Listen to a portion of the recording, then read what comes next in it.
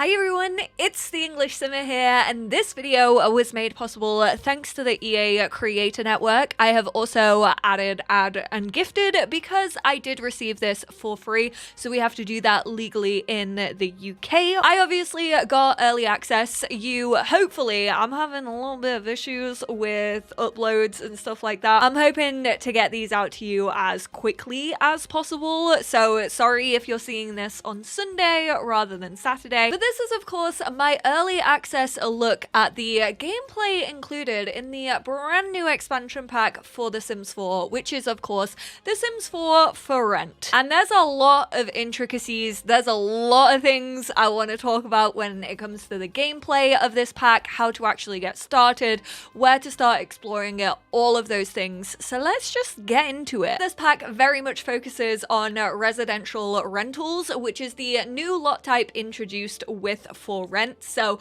that's really what we're going to be focusing on first. I want to focus on the property manager / landlord side of things first, and then we'll get into actually being a tenant in those properties. When you move into a unit from the get-go, you don't actually own that unit. You are renting that unit, either if your property manager lives in the building from that specific property manager, or it will spawn a random sim who owns the building and therefore will be referred to as your property manager. So don't just expect to move into a unit and then be like, oh yeah, I run the whole building now. That is not the case. You actually need to go down to the business tab, which if you have get to work, you're probably used to seeing in your UI. And then you can actually choose to purchase a rental residential. Before you do that, make sure that you have enough money in your bank account. Make sure you have enough simoleons, because free real estate personally wasn't working for me. That might be fixed by the time that this comes out. Once you've actually bought the whole building, it takes you into the build mode UI that we've seen in trailers. You can actually choose to view all of the units at once, or you can filter them out. Here you can also change the lot traits and lot challenges. They are individual to units, so you might have mold in one unit but not the other, and as long as you don't actually have anyone already living in those units, you can freely build. You can change the shared areas, you can designate what unit is what, you can decorate it however you like. That will obviously have an effect on your unit rating. And then once you're completely happy with build mode, you've got your apartments set up the way that you want them to look and everything like that, go back into live mode, go check out your business tab, and it will actually list the empty properties that you own. And from there, you can choose to fill the vacancy, which will basically bring up a UI where you can change your lease date. You can apply different rules. With just base game and for rent installed, there are 5 rules. Those are no social events, so if your tenants throw any parties, you can actually offer them a fine. No loud noises. That has a set restriction between a certain time. I think it's after 10 p.m. Maximum occupancy. This one did kind of trip me up a little bit because I think it's set over 3 or 4 sims, but I moved a family in whilst I had this set, and unfortunately they had the maximum amount of sims like from the get-go, so I felt really bad because they got a fine literally instantly. No trash overload, and then also no ghosts. If you have cats and dogs, there's also a version with no pets allowed. And then also shown here is amenities, environment, and maintenance. So that's pretty much how on it you are with taking care of your tenants. The environment is how well it is decorated. The amenities are obviously your fridge, your toilet. The more expensive ones are obviously gonna do better for you, but that obviously probably means rent is going to be higher. Over time, as you upgrade these things, as your rating changes, you can sort of play around with the rent. You can even go into the next screen, choose who you want to actually fill that vacancy, see what their maximum rent is that they actually offer, and you can set that to the max rent and then they'll pay that. Unfortunately, rent was not working in my early access, which was unfortunate, so I never got paid, but I also never had to pay my landlords either. Hopefully that is going to be fixed on major release. I have everything crossed. Sorry, I can't really get into too much detail about that. I filled the vacancy with Alex Moyer. If you've ever done like the Sims 4 tutorial, you will know Alex very well. So I put on all the rules I wanted to make her life hell because she has annoyed me and so many members of my community over the years. We've talked about ratings. You can have a unit rating of between 1 star and 5 stars. I actually did get one of mine up to a 5 stars. Thank you very much. I was a very good property manager, if I do say so myself. I basically just upgraded everything within the apartment, and also being nice to tenants also helps with that. Like I said, the better it's decorated, if it's a fancy environment, then it's likely to have a higher rating anyway. If you take care of maintenance events in a timely manner, your tenants are going to be pretty impressed with you. Although I will say the ratings definitely fluctuated a lot, so I do feel like it's going to be a little bit of a challenge. I know a couple of people were struggling to get it lower. I actually didn't even attempt for that, but I think you pretty much just like have to be mean to your tenants and like never look after anything. And then having missing appliances, not having everything in a unit that a sim needs to live, obviously brings that down too. But of course, be wary of that because they could throw a revolt. As you are the property manager, you are your tenant's first port of call when anything goes wrong in their unit. So there are actually maintenance events. These will come up as a little notification, and then once you actually travel to the unit that this event is taking place in, you will get a countdown timer like the ones that we are used to seeing when it comes to social events. I had trash overload, which basically just spawned a load of different piles of rubbish around the place, but it was Alex, so I just ignored it, and I actually used it to my benefit because I just went through and looked for upgrade parts. There was a sewage leak actually in my own unit. There was a haunting event, the electrics went out, I had an oven explosion. Unfortunately that one glitched for me, but apparently the ovens do actually explode, which honestly kind of glad it glitched out. I also did have a tenancy revolt. This seemed to happen really randomly. Again, I don't know if it glitched because I personally didn't feel like the landlord that I was playing as was doing a bad job. He never really had like anything wrong with the tenants. Like he was upgrading a lot of things. I was playing it the exact same way as I had played it, and then all of a sudden it just kind of stopped. But you can basically promise your residents that you're going to take better care of them. Like I said, you can just fully ignore these if you are actively trying to get your rating to go down, or if someone's living there who you aren't a massive fan of. But of course, if you do actually want to be a good property manager and you do want to take care of people, you'll be able to see like which objects are being affected. For the haunting one, there will be a ghost roaming around, so you can obviously like exercise the ghost. If it's an electricity fault, then a lot of the electrical objects are going to be broken and therefore you have to repair them. That's pretty much the same with like any water leaks or sewage leaks. There are actually 2 new items introduced, which is like a fuse box and then also a water heater. There are just decorative versions of those 2 items, but there are also gameplay active ones, so definitely make sure that you maintain both of them. They can also be upgraded, and these events do happen pretty frequently. If the rules are broken by your tenants, again, you get a notification. A lot of this is based on the notification system, but the game actually informs you that you can offer a fine. The price does change depending on what rules they have broken.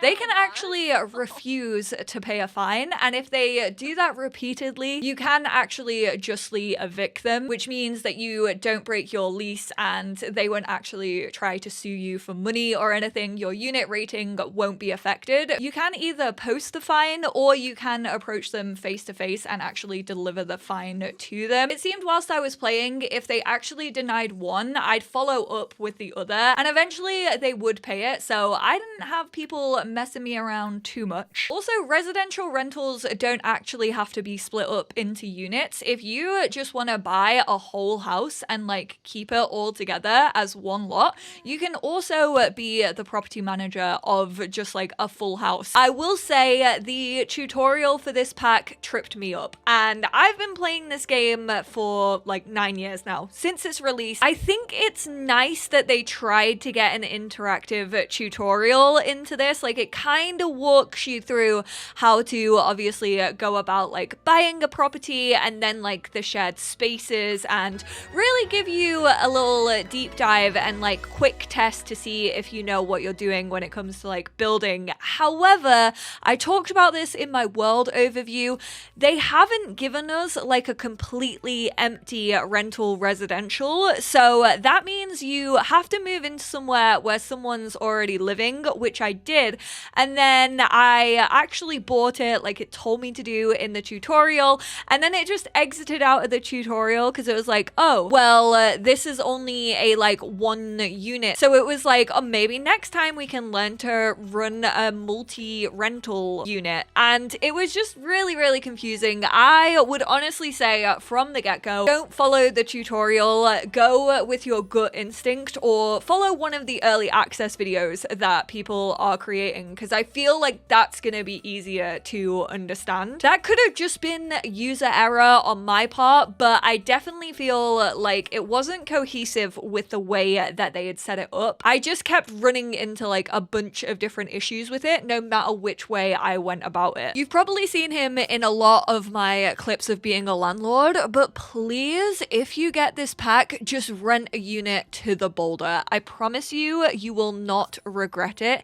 His name is Wayne the Boulder. Yes, that does sound familiar to Dwayne the Rock. I love him. I adore him. I was absolutely playing favorites, and he was my favorite. Moving on to the tenant's point of view, I actually had a lot of fun playing as a tenant. I feel like that's what I'm gonna do a lot of the time, unless like I really feel as if property management is like part of a sim story, or I'm doing a specific challenge. But you still do pretty much have to take care of where you're living. So it's basically everything that I talked about being a property manager, but flipped onto the tenant. You still do get those maintenance events. Things can actually go wrong in your unit, and when they do, you can either choose to look after those things yourself, you can fix things, you can upgrade things, the way that we've always been able to do. If you actually do take care of a maintenance event yourself, I had my sim personally exercise the ghost. The property manager actually went, oh, here you go, here's a few little simoleons for taking care of that. But if you don't want to do that, you can just call your property manager. You can either just invite them round, or you can click on a certain object and get them to come and fix it or maintain and inspect it, especially if something is broken. And then once they're actually round, you can just click on them, get them to inspect other objects, even if they're not broken. They kind of just tune them up a little bit. Again, that helps with your rental rating. You can break the rules, or in my experience, people can break the rules for you. I was so annoyed. I was like over the other side, like playing my sim who went to visit the temple.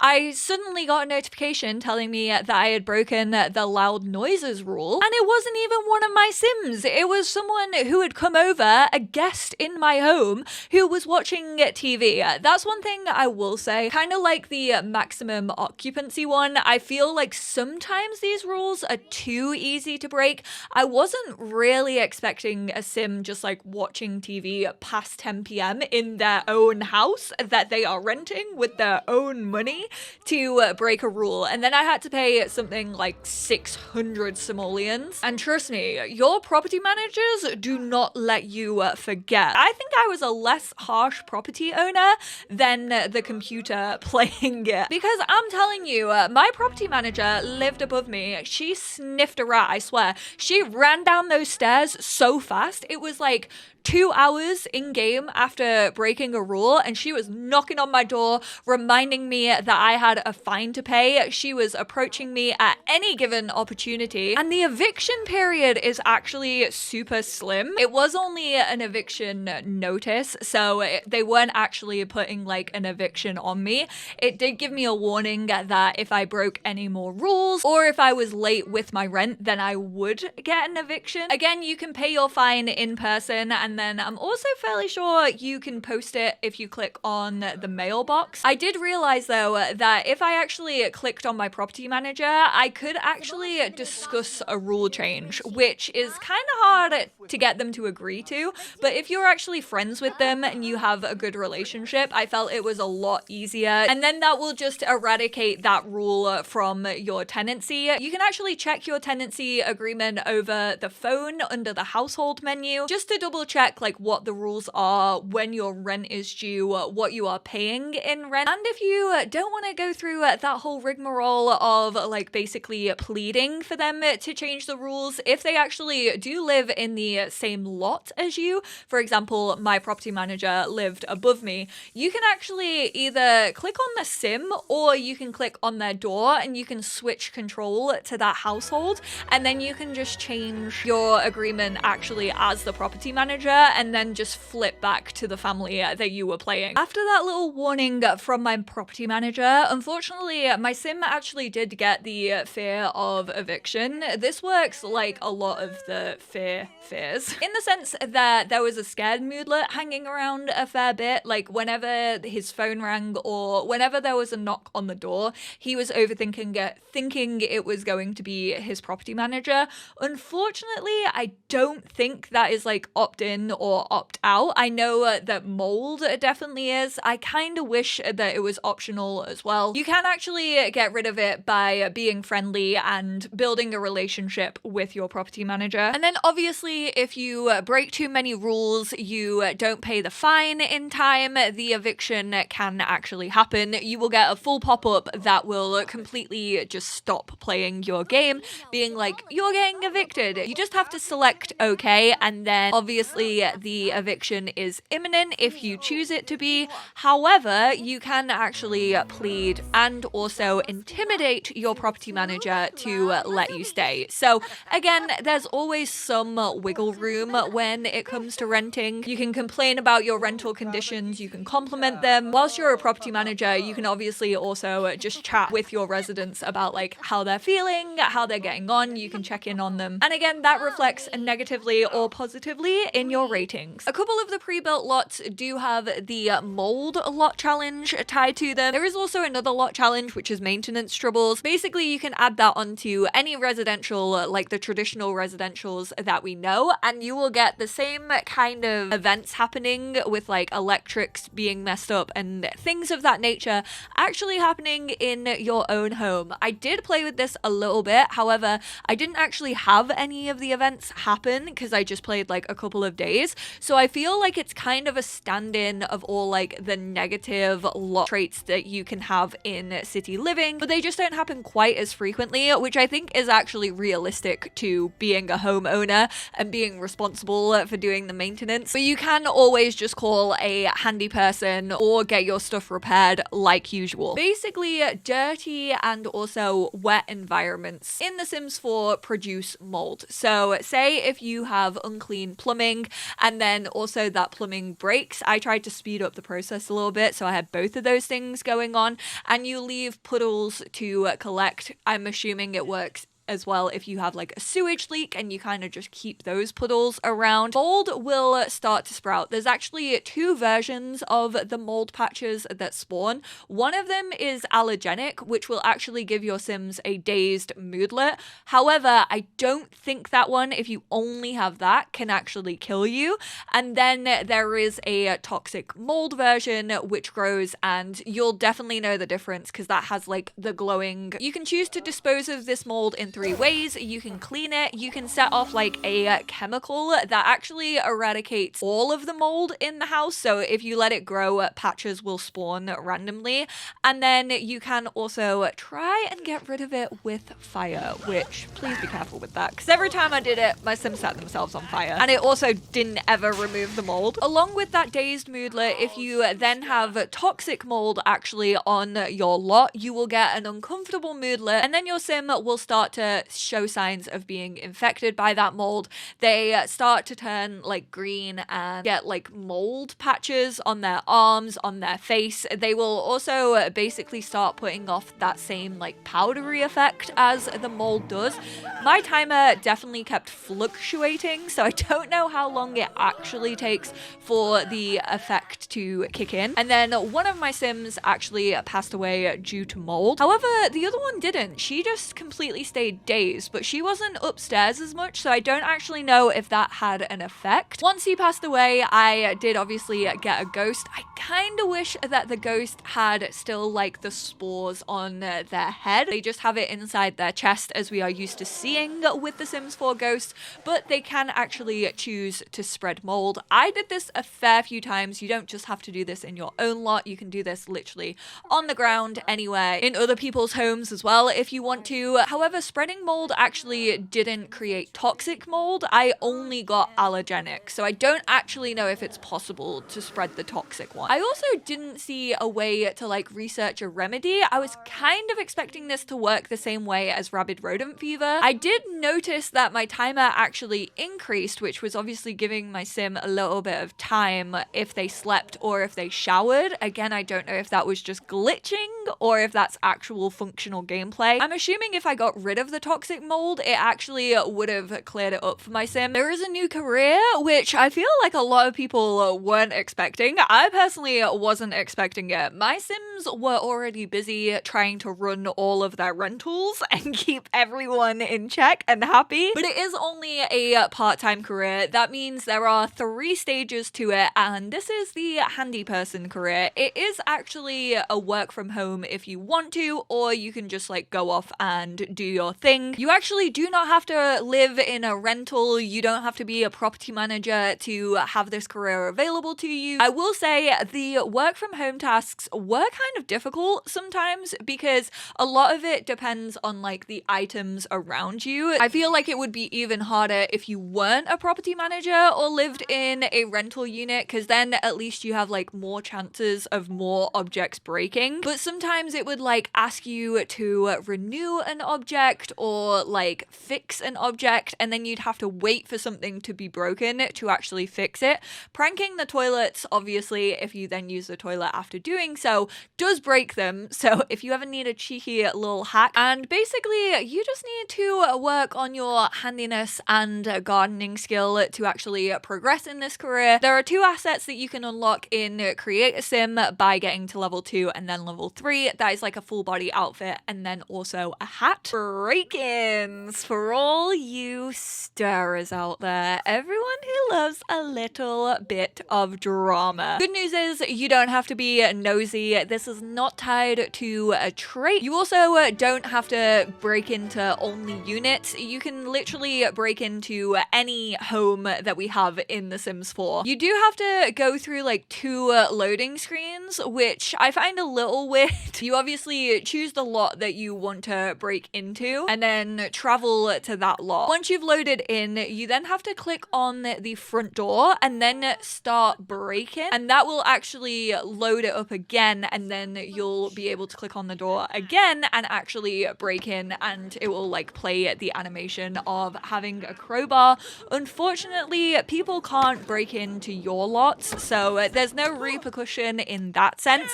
But once you've actually broken into another Sim's home, you can snoop around basically on objects where you think you are going to find things. So for example, shelves or beds or wardrobes, and you can actually find secrets here, and then obviously once you have those secrets, you can reveal it to the Sim that you broke into. You can blackmail them, or they can entrust you with their secret. I will say, I do feel like this is going to be OP for people who enjoy challenges. It is a little bit like broken, I guess, for challenges, in the sense that it could potentially make things too easy for, say, a rags to riches, because if you don't own like a toilet or a shower, you could potentially just break into someone's home and use their stuff whilst they're not there. It is also a timed event, so make sure you're keeping an eye on that timer in the left-hand corner, because if a Sim comes home whilst you're snooping, to be fair, I didn't see the repercussions, but there might be some. What can I say? say, I was an excellent breaker-innerer. Like I said, you can find secrets while snooping in people's homes if you have broken into them.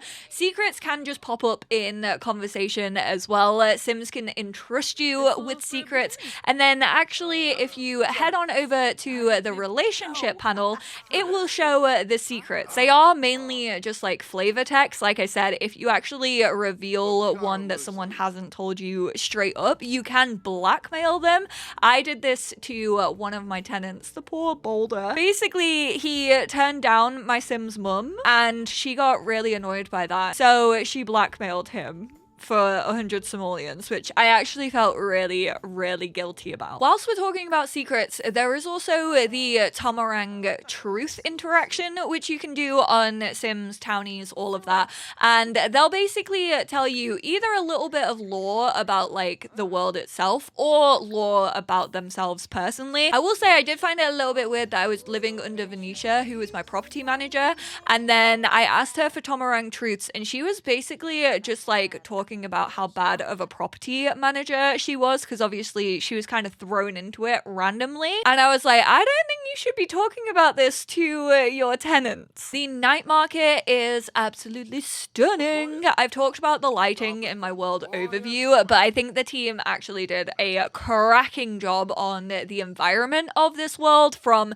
the beaches to the fishing points to having like interactive elements like plopped around that make it feel like slightly open worldy. The night market actually kicks off at 6 p.m. and basically you can head there. It's all fully lit up. You cannot miss it. It is in the neighborhood of Morensong. Most of it is food stalls, so you can actually go sit down. You can have some halo, and they've kind of updated the market stalls. Some of them actually have a little edge, like a little bar where you can actually sit and eat it. So it feels like you're kind of interacting with people and like the seller whilst you're eating, which is really nice. But then there are also like tables dotted around. There is one stall that actually sells non-food items, so they sell specific shirts that your Sims can unlock in Create a Sim if you purchase them. They also sell marbles, tassels, which are 2 new collections introduced in this expansion, and then some other goods that you can't really get outside of the night market, like a little basket. Also on the river there is a stall. I didn't actually think that it was a stall that you could use, but it's a fish market, which is kind of cute. I like the idea of it. Here you can buy fresh fish. You can also buy fishing skill books. It's just a nice little attention to detail. The night market is actually spread out over a couple of blocks, so I feel like that makes it feel not as jam-packed as obviously like a city living festival, because I feel like Sims are all very much in like one place in that, whereas here they can kind of like walk about and like sit in different places.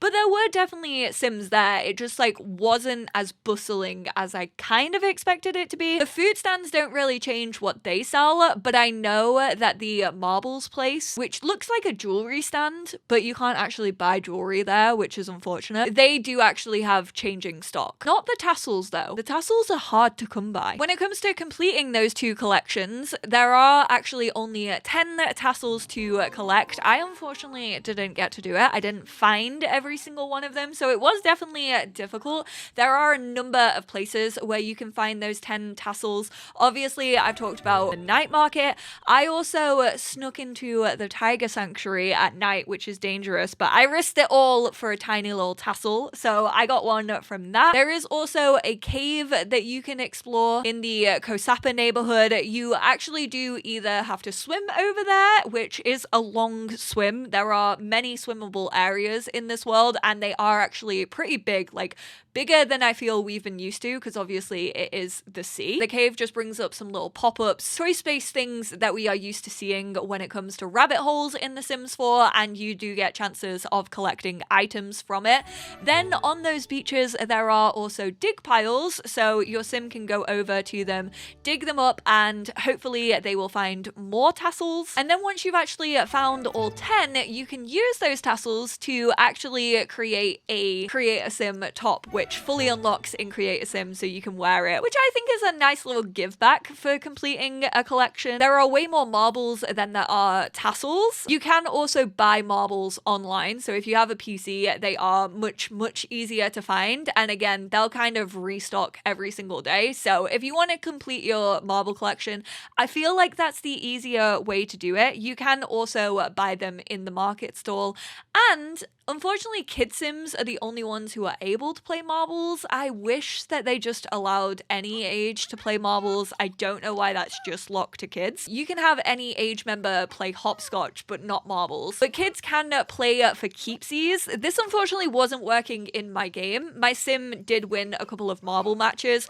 but he didn't get a marble in his inventory. But obviously, if you win a keepsies match, then you get to keep your marble, and you also get to take the other person's marble, which will hopefully add a new one to your collection, but you may get repeats. If you're playing for keepsies, you can actually choose what marble you want to play with. So if you do have spares, you have the choice to be able to like give away a spare, which I do like. I just kind of wish they had implemented, you know, the little logs that you can look for frogs in. If you have kid stuff, I feel like sometimes you can look in there for void critter cards.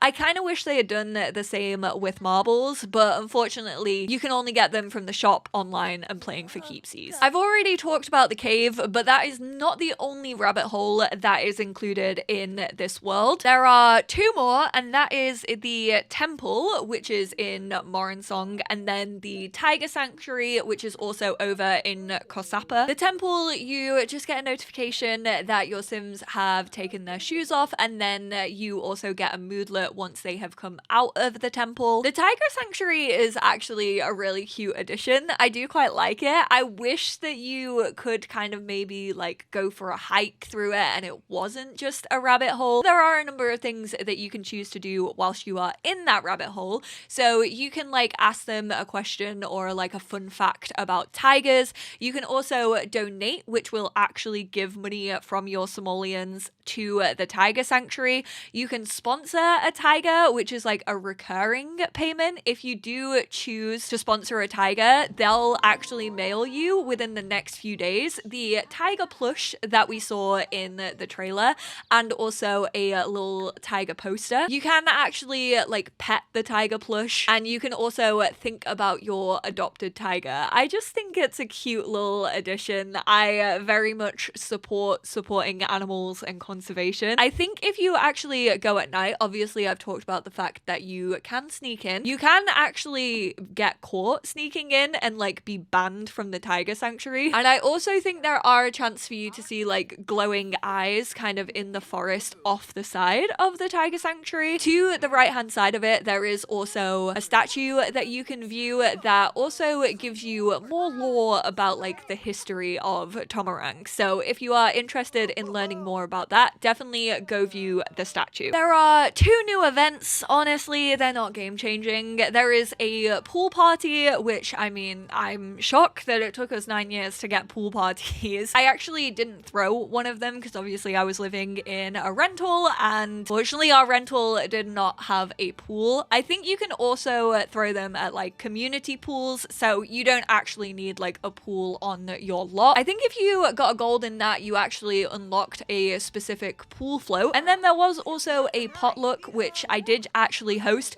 People will basically bring food over to your house. The setup is a little bit weird because you have to like choose your hosts, and then you also have to choose at least 3 potluck members who are gonna bring the dishes. They'll come over, you can compliment their dishes. It's basically about eating good food, spending time with friends, telling stories. A nice little addition, however, not quite as like interactive as the new events that we got in Growing Together. And then the reward from that one is actually the new grill. Spirit houses are introduced. You can just get these in buy mode, and you can actually leave offerings. Children can only leave offerings of fruit, and then anyone teen and up can also leave an offering of incense. If you do have Child of the Village, that actually makes you feel connected to your roots, and it does just give you moodlets. Speaking of Child of the Village, obviously that is one of the new traits that was introduced. We have 5 traits in total. I go into a bit more detail about these over in my Creator Sim overview, so definitely go check that out if you haven't. But there is child of the village, nosy, generous, and cringe. Obviously, we have come to expect traits in The Sims 4 to give you new interactions, which all of these do. If you do want to be able to set off lanterns, choose child of the village, because that's the only way that you can actually set off the lanterns. It is an idle interaction, so they will do it an awful lot. Nosy Sims are just all about getting up in people's business. You can give unwarranted advice. They will also whip out binoculars at any given moment to spy on Sims. The spying, again, just seemed like an idle interaction to me. It was happening a lot, but it never popped like any secrets, and they are not sneaky about it. They will literally just whip out binoculars at any given opportunity, even if they're like a foot away from the sim. A lot of these interactions just give your Sims moodlets. I did like for cringe, you could spout memes, and that actually brought up some really like interesting art above a Sim's head. There is a sexy Yamachan I, for one, am very excited about, if you could not tell. Thank you, Luddy, for carrying my backgrounds for the last few years. I again talked about the aspirations in my Creator Sim overview. Obviously, a lot of the traits tie in quite nicely to the 4 new aspirations. We have one that relates to being a tenant, one who wants to get to know everything there is to know about Tomarang and experience the world around them. We have a property owner aspiration, and then finally there is the snooping aspiration. They are basically just tutorials to walk you through what this pack has to offer and each different elements of the gameplay. So if you just hover over the little aspiration tab in the bottom right hand corner, they'll just give you little bits of information of how to actually do certain interactions, different ways that you can go about doing different things. I will say for discerning dweller, which is the tenancy one, there is a specific step that wants you to interact with like shared elements of a unit property. I was really wondering what was actually going to be included under that. I had like a little garden, so I had some plant pots, and then I also had a hopscotch out the side, and interacting with any of those actually tick that off. So if you have like a shared bathroom or a shared kitchen, maybe gardens are shared automatically. Interacting with those objects are what is going to actually tick those off. Hallelujah! We finally have a full-blown kettle and also radiators. What the heck? Those 2 things I have been wanting so badly. So obviously there are 2 new appliances for your kitchens. Like I said, the electric kettle. Here you can actually choose to make like singular coffees, different teas. You don't have to have a big old coffee machine in your place anymore. And I will say, I feel as if Sims weren't gravitating to the kettle as much as they usually gravitate towards the coffee maker, which was really nice to see. Once the water is boiled, you can pour like numerous drinks out of them. And then there is also the pressure cooker. I actually use this so much. I actually barely touched my ovens because I had this appliance. I have to say, it is game changing. It kind of works the same way as the new appliances that were introduced with Home Chef Hustle, in which you choose what you want to make, you turn it on, and then you can walk away. It does unfortunately only say cooking in progress. It's not like those appliances in which it gives you a timer and a countdown until something is ready. I don't know if that will change maybe if you have Home Chef Hustle installed, but I definitely would have preferred an actual like countdown. But it will change color. It will also beep once it is complete, and then you can release the steam and then you can serve it up. Unfortunately, it has the same feedback that I gave to Home Chef Hustle, in the sense that you can just get all of the servings at once if you've made like a family serving, and you can put them down, and then obviously Sims can like help themselves, but then you have to go back to it and like put away as leftovers or drag it into the fridge. I just wish they had added an option that was like put in fridge straight away. Radiators, if you have seasons, I'm fairly sure they obviously affect the temperature of your house and help with central heating. You can also upgrade them to be fire resistant. There is also an AC unit, and again, again, I think that has a cooling effect if you do have seasons within your game. And there we have it. That is most, if not all, of the gameplay. Obviously, there are some maintenance events that I didn't get to see or didn't get to experience. So I'm still excited to continue playing with this pack. I will say it did feel as if being a property owner was a full-time job, which makes sense. Like, you can eventually start making a fair bit of money from it, especially if you like put that money back into your units and you get it to 5 stars and you can increase those rents. But it is a lot of effort on your part as a player. Like, there are a lot of things going on all at once, which I always quite like. I like when the game feels busy and it feels like it's giving me stuff to do. Obviously, I did run into a fair few glitches, so I have everything crossed that those are going to be fixed upon release. I will obviously be doing follow-up videos once this actually comes out.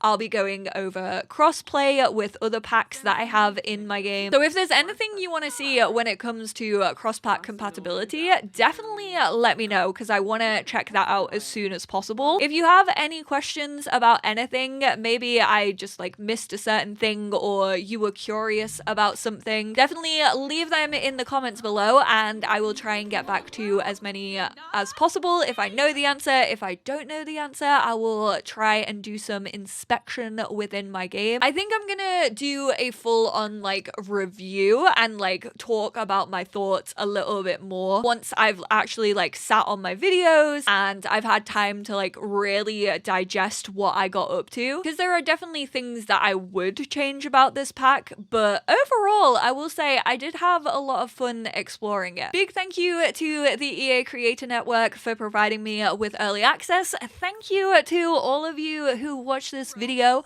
I appreciate you all so much. Sorry it's a little bit late. Luckily my YouTube issues sorted themselves out, so thank you all so much for your patience on this front. I really appreciate you all, and I will speak to you all in my next one. Bye now.